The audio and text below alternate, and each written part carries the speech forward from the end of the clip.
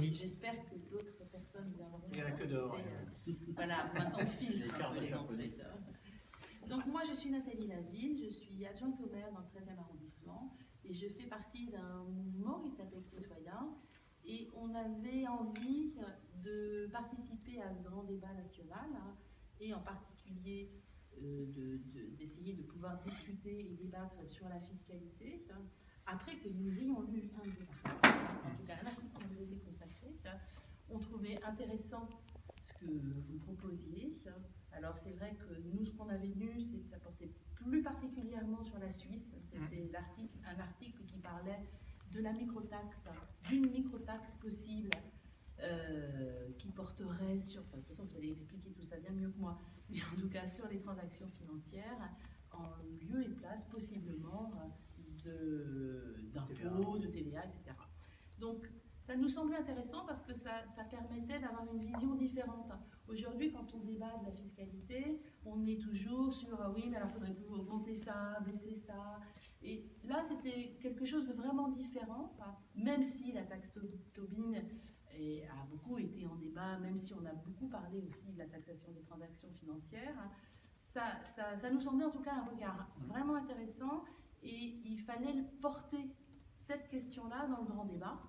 Donc, à notre niveau, on le portera puisqu'on a la chance d'avoir quelqu'un qui retranscrit nos discussions. Merci. Et qui portera donc le contenu de cette rencontre sur la plateforme du grand débat. Donc ça fera partie des contributions de l'ensemble des 700 000 contributions qui à ce jour ont été déposées sur cette plateforme. Voilà, donc je vous laisse la parole puisque c'est vous qui allez nous expliquer. Donc l'idée c'est que Monsieur Marc Chenet, qui a d'ailleurs reçu son livre qui est ici, si vous avez envie d'en savoir plus à l'issue de ce débat, qui va nous présenter très rapidement son point de vue sur ce qu'est la microtaxe, etc. Et ensuite, l'idée quand même du grand débat, c'est que tout le monde débatte, hein, et que la parole soit vraiment distribuée, et que chacun puisse s'exprimer, poser ses questions. Voilà, je vous laisse la parole. Merci pour votre accueil. Un retour aux sources. Ma sœur et moi-même avons grandi dans ce quartier. On connaît bien. Donc, je suis content que ce débat puisse être filmé. Nous ne sommes pas très nombreux ce soir, c'est un euphémisme, mais comme ça pourra circuler. Merci à vous. Alors, je crois que notre société est confrontée à des défis majeurs, et je vais les énumérer brièvement. Donc, tout d'abord, le développement de la finance casino. On peut voter à gauche ou à droite. En dernière instance, les intérêts des grandes banques et d'un certain nombre d'acteurs financiers s'imposent, les intérêts des marchés financiers.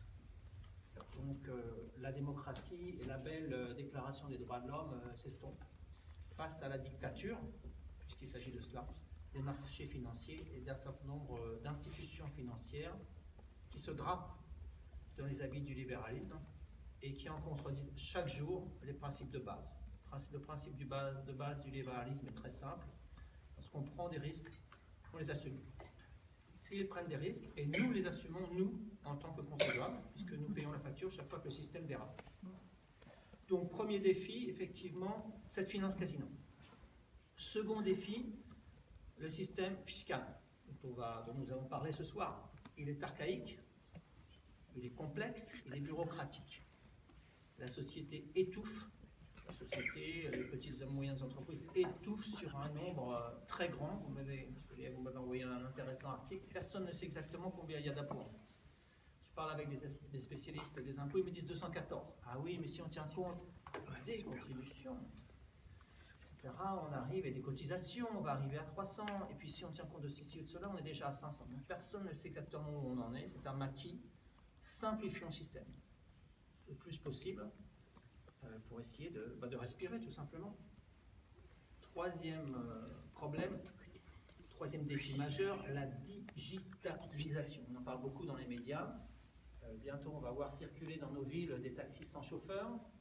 On va faire des courses, les caissières auront tendance à disparaître. Malheureusement, elles seront remplacées par des machines. Donc il va falloir trouver une solution. Nous ne sommes pas tous faits pour devenir informaticiens, et je parle en connaissance de cause. Donc une société démocratique qui veut respecter la Déclaration des droits de l'homme et du citoyen ne peut pas fonctionner avec 30, 40, 50% de personnes qui seront soit chômeurs, soit en sous-emploi. Il va falloir trouver des solutions, et vite. Et quatrième défi majeur, le réchauffement climatique. C'est un fait, il est là. Alors, c'est très bien de signer des accords. Il y a un accord qui a été signé à Paris en 2015, en décembre 2015. C'est encore mieux d'appliquer ces accords.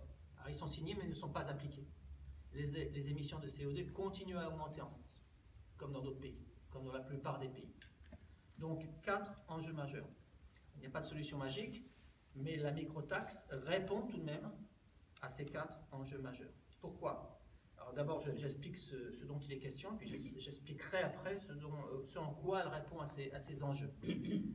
Donc, les transactions électroniques ont explosé depuis 20-30 ans. C'est vrai en France, c'est vrai à l'étranger. Explosé, ça veut dire qu'elles correspondent à au moins 100 fois le PIB. Je dis au moins parce qu'on n'a pas accès à toutes les statistiques. Si vous et moi, nous sommes dans la même banque, BNP Paribas, par exemple, et si nous effectuons un transfert d'un compte à l'autre, ce n'est pas dans les statistiques. Vous avez aussi ce qu'on appelle les transactions haute fréquence, les achats et les ventes d'actions à la milli ou à la microseconde. Ce n'est pas dans les statistiques, etc., etc.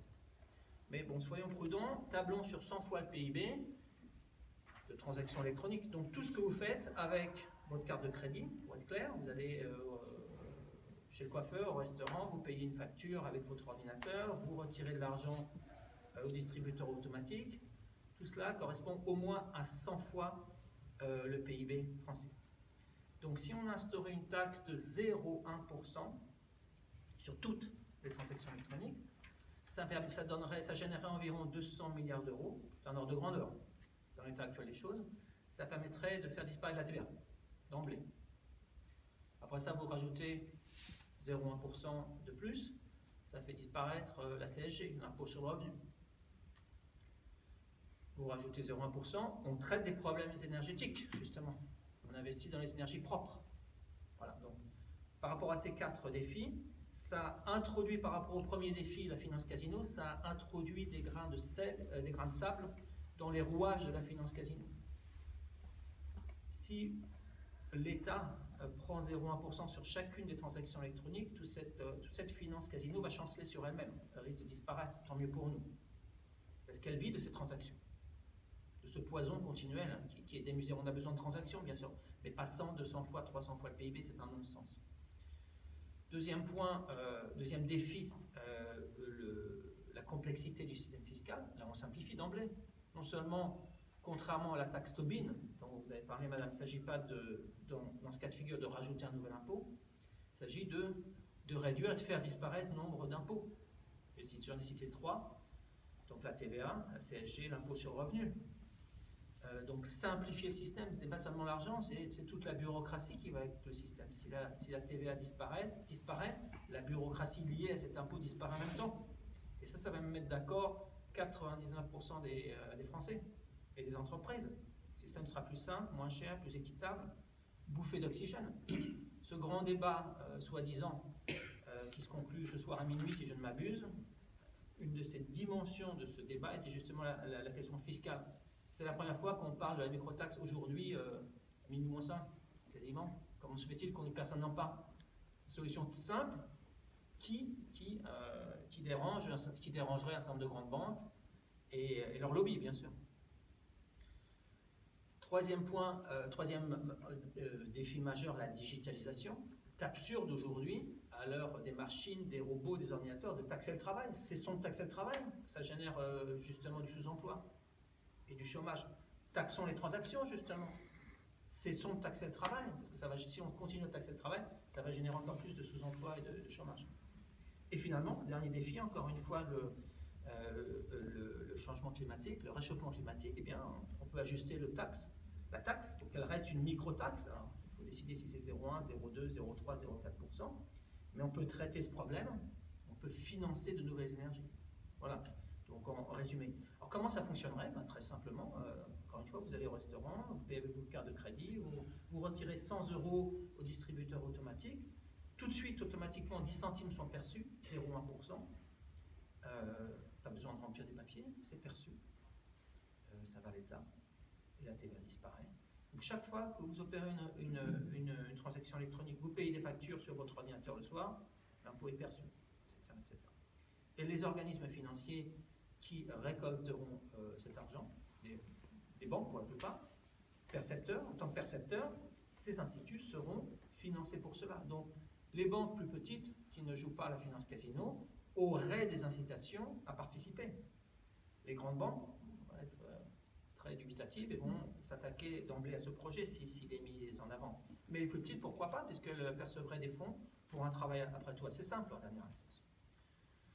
Donc, une idée qui n'est pas la mienne, pour être clair, j'ai été contacté par quelqu'un qui travaille dans le domaine de la finance, d'ailleurs à Zurich, Félix Bolliger, qui a eu cette idée, qui m'en a parlé il y a environ 5 ans, que j'ai trouvé très bonne. Donc en Suisse, on a un système je suis binational, un système de démocratie directe, et c'est important, parce qu'il faut l'utiliser, on l'utilise. Donc on devrait lancer cette idée officiellement cet été, je pense. Donc c'est en 2 étapes. Première étape, on va avoir 18 mois pour récolter 100 000 signatures. Si on y arrive, l'État doit organiser ce qui s'appelle une votation à l'échelle du pays, 1 an ou 2 après. Et si on obtient une majorité, eh bien, ça sera mis en place. Donc là, il y aura un combat vraiment intéressant. Donc ce n'est ni une idée de gauche, ni une idée de droite. C'est une idée, je pense, intelligente. Et on la défend. Alors, vous aviez raison, madame, de dire, oui, en fait, à gauche comme à droite, c'est toujours les mêmes recettes qu'on entend. Et ça devient lassant au bout du compte. Alors, il faut augmenter le nombre de tranches. On va rajouter d'un impôt, on en a 300, 400, 500, on doit en rajouter 2, 3, 4. C'est un non-sens. Essayons de comprendre qu'on est en 2019, qu'on n'est plus en 1980, qu'on n'est plus en 1950, qu'on n'est plus au début du XXe siècle. C'est une nouvelle époque. Il faut apporter des solutions, et les apporter vite, parce que ces défis ne vont pas attendre. Il ne s'agit pas seulement de nous, mais des nouvelles générations, nos enfants, petits-enfants. J'en ai terminé, et je me réjouis de discuter avec vous, de répondre à vos éventuelles questions. Je veux savoir si vous en aviez Qui gère le débat? C'est moi? D'accord. Oui, ou comme je l'ai. Allez, c'est parti, madame. Non, simplement, je veux savoir si vous en aviez parlé au gouvernement. Ah bon, moi je n'ai pas le moyen d'en parler au gouvernement, on si vous peut voulez. toujours écrire au ministre. Je peux toujours écrire, mais il y a pas de ça va terminer, vous savez où? Ça aurait pu les intéresser d'une façon. Moi, je sais pas, contacte des journalistes. Mais merci, vous avez raison, madame.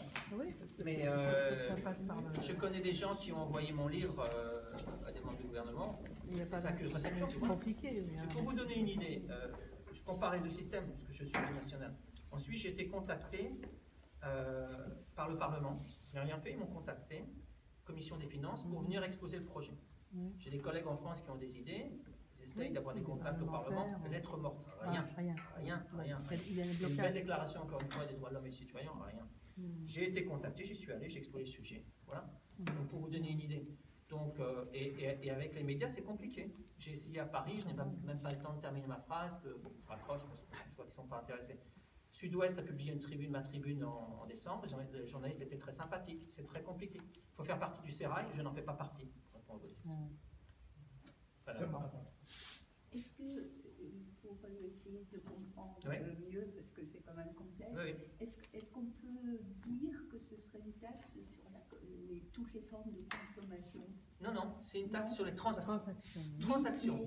C'est pas obligatoirement une consommation. Par exemple, vous avez une transaction entre BNP Paribas et Société Générale, il n'y a pas de consommation dedans. D'accord. C'est une transaction. C'est comme à l'époque du Moyen-Âge, à la limite, il y a un péage. Maintenant, sur les autoroutes, un péage. Vous traversez un pont, vous prenez l'autoroute, transaction qui est perçue. Et voilà, c'est terminé. Et ça a l'avantage de limiter les transactions, parce qu'on en a trop. Donc, d'une part, l'idée c'est de générer un nouvel impôt qui simplifie le système, et puis de s'attaquer à la finance casino. Donc on aura moins de transactions, ce qui est bien. Et si on a moins de transactions, il faudra légèrement augmenter la taxe. Peut-être qu'on passera de 0,1, 0,2, 0,3%, donc ça restera déterminé précisément. Mais voilà, c'est pas sur la consommation, c'est sur les transactions électroniques.